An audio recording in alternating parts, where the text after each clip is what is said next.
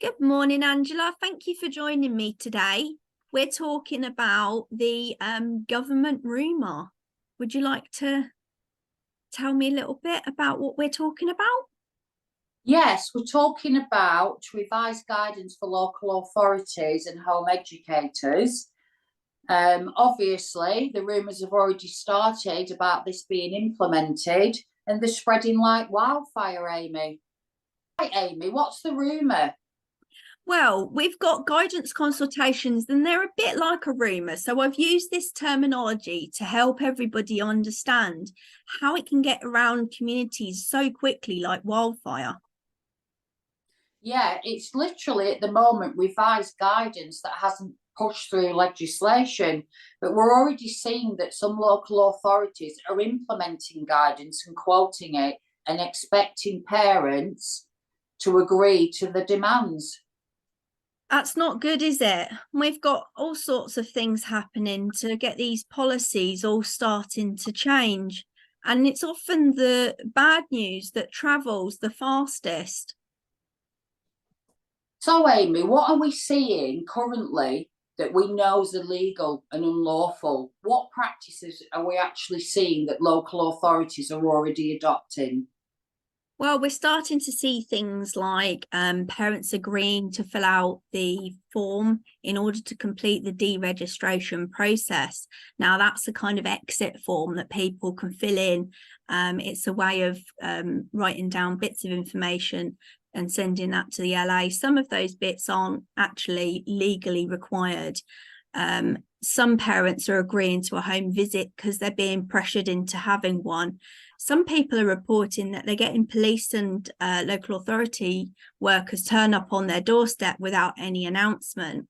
Some of them are conducting welfare checks, and these can often be recorded and sent back or live streamed to the rest of the team at the local authority. And a lot of them are reporting that they want to have some contact with the child as well. And that can be quite traumatic for some children. So, what does the law say? The law says that the local authority can make an informal inquiry. Okay, they also say that we're to be treated innocent until evidence says otherwise. Exactly. And we know from the evidence we have that home education isn't a safeguarding concern.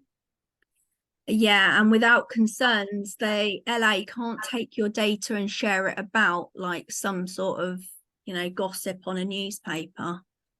Yeah, and obviously you have right to privacy in your home. And this is where we have such a grey area. Local authorities are writing to parents suggesting that they have face-to-face meetings, allow them into their home so that they can talk to the child and see what work's being carried out. Local authorities have no right to enter the family home and can only do so by the invitation of parents.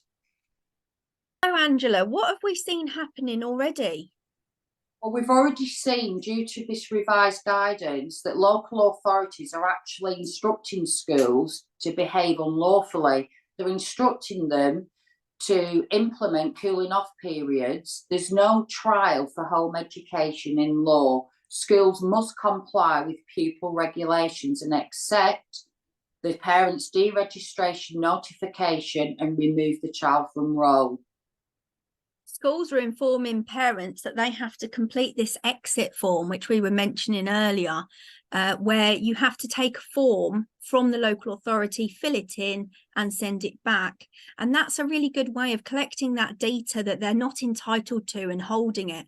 Lots of these councils don't actually have data protection policies in place that will keep that information safe. Yeah, and also schools are offering pre-deregistration meetings and telling parents they can't remove the child from roll till they've accepted a visit and a meeting from the school and local authority. This is happening a lot with children that they deem vulnerable, so such as children with statutory plans, EHCP, child in need plans, etc. Then obviously, if you're new to home education and you don't understand the law and your legal rights as a parent, a lot of parents are caving in to these demands, accepting the visits, etc., speaking to the local authority and discussing plans with them before they've even started the home ed journey. This isn't on. It's literally extremely misleading. And it's also been perceived that if you have a child with SEN, home ed's a safeguarding risk, and it's actually not. Just having an education and healthcare plan doesn't mean that a child's not safe or vulnerable. And obviously, it's just not on. It's not on to single these cohorts of children out. Yeah, and some of those are made up by the school. So the school could just have a bit of a be in their bonnet about you deregistering and decide that you're obviously vulnerable when you clearly aren't. You're just exercising your right to home educate. The LA are telling schools to send proof that they've offered these meetings to parents before they're even allowed to take them off the school roll. Well, that's illegal, Angela. They're not allowed to do that. There's a bit in law that actually says the local authority have to make an immediate return to the local authority. So the school have to tell the local authority, this child is coming off the roll and it's because of home education. They cannot decide to keep that child on roll. And of course, any delay in removing that child from roll means that the parent in the meantime is liable to attendance. Amy, can you explain a bit about the wording in revised guidance, please? What's in a word, Amy? Explain it. Run through what's actually happening here with the wording in the documentation. Well, the document that we're seeing that is proposed, I mean, it is just a proposal at the moment. So we do have the opportunity to change the wording here. And a lot of this implies that it's mandatory or that you must do something.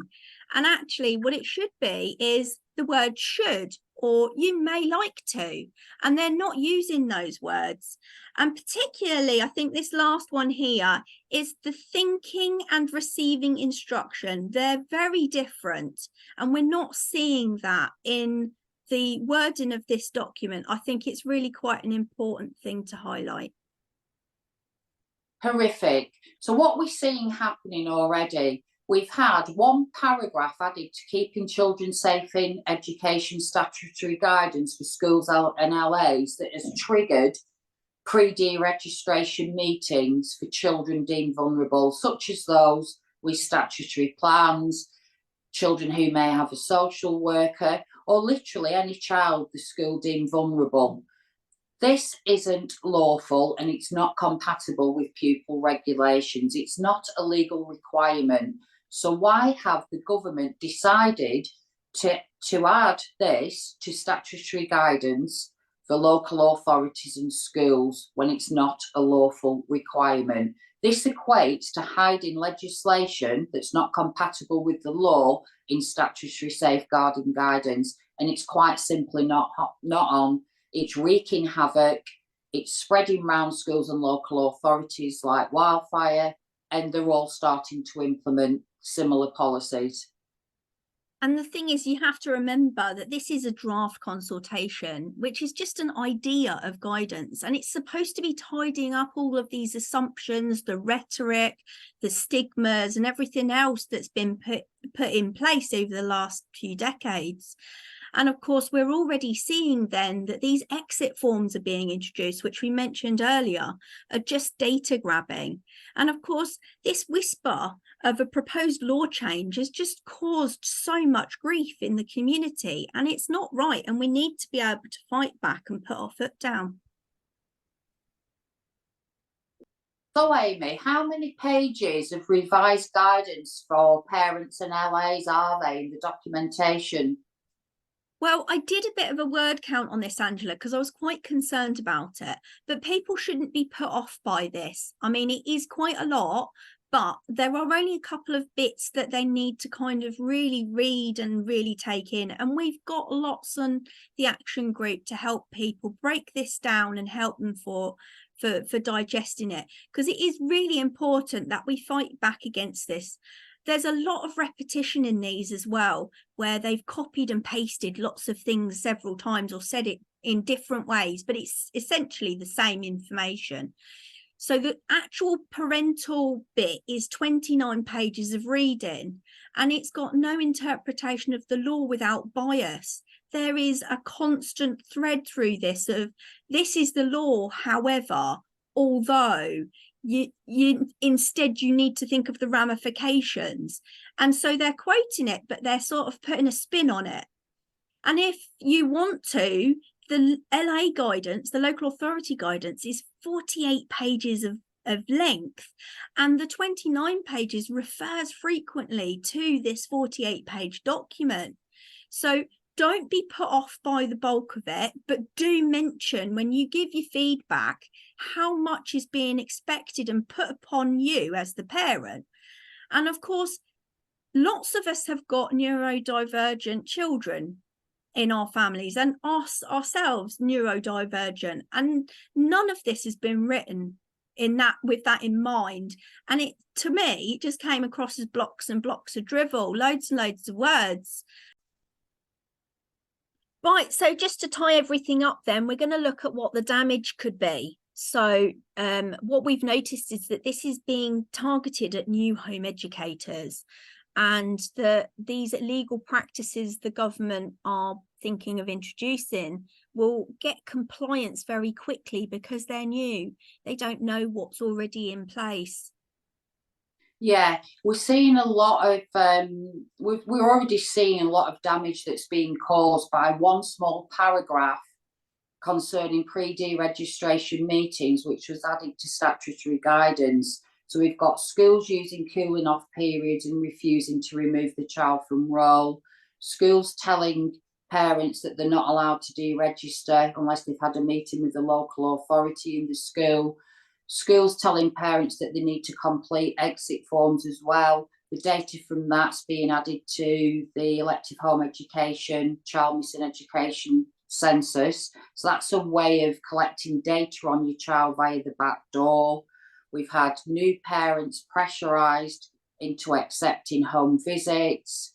We've had new parents being doorstepped by the education welfare officer if they've refused to comply with requests from the education welfare officer.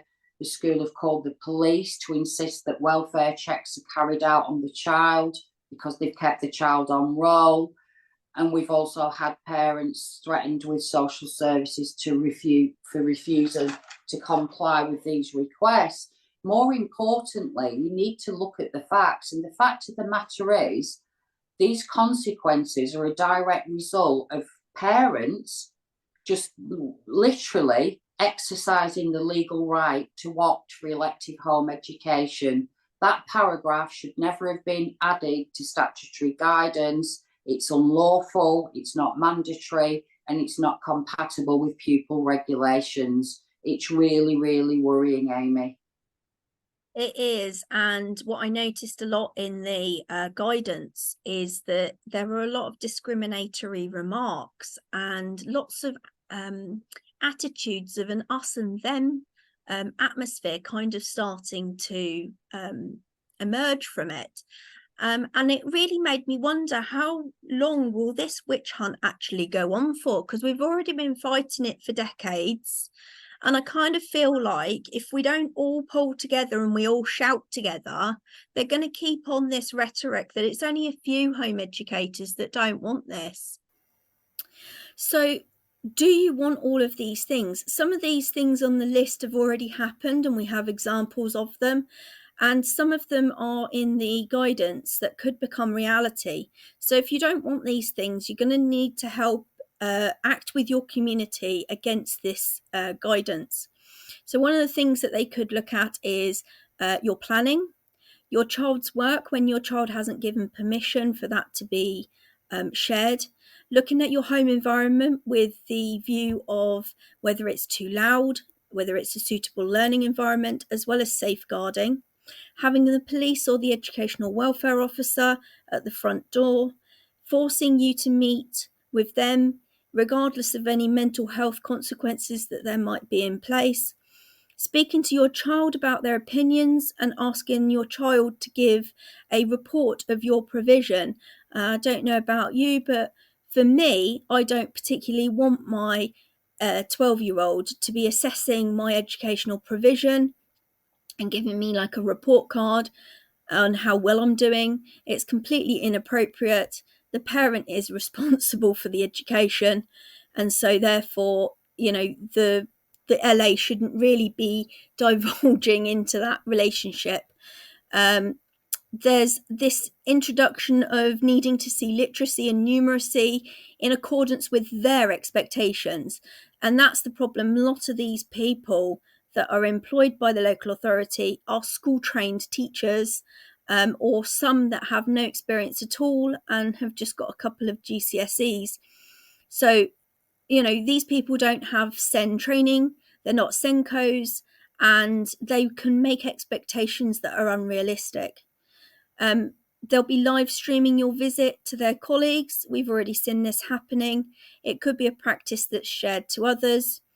School attendance orders on deregistering, a minority report approach where they feel that before you've even had a chance to start home educating, they could be slapping a school attendance order on you in the assumption that you couldn't possibly provide education to your child because it doesn't meet their exacting standards.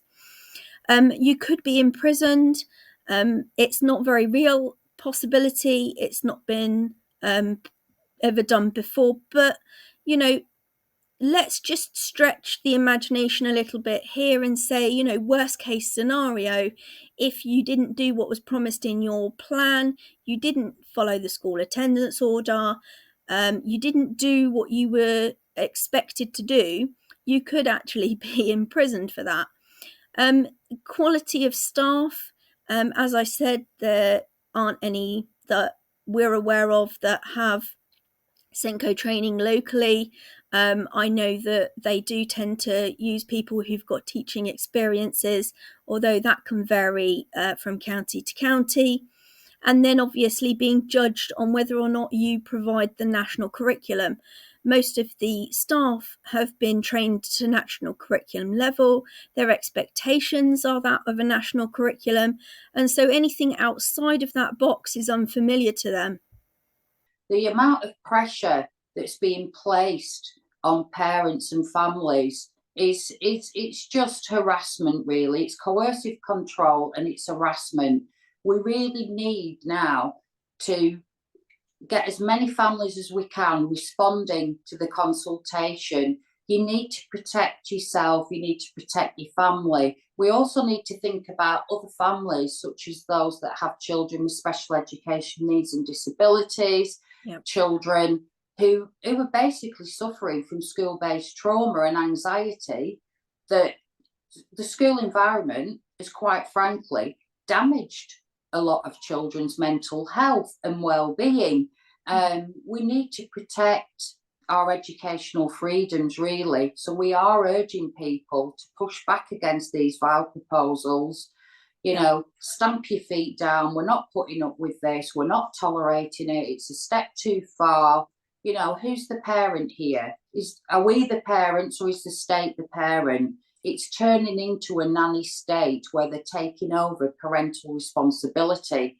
If we don't stop this now, all hell will break loose. We've just really, really got to do our best now to come together as a community, push back against this, and get as many people as possible responding to this. As Amy said earlier, we will be producing more videos and also documents that you can read and follow that will guide you through the consultation process. Please, please, please respond to this.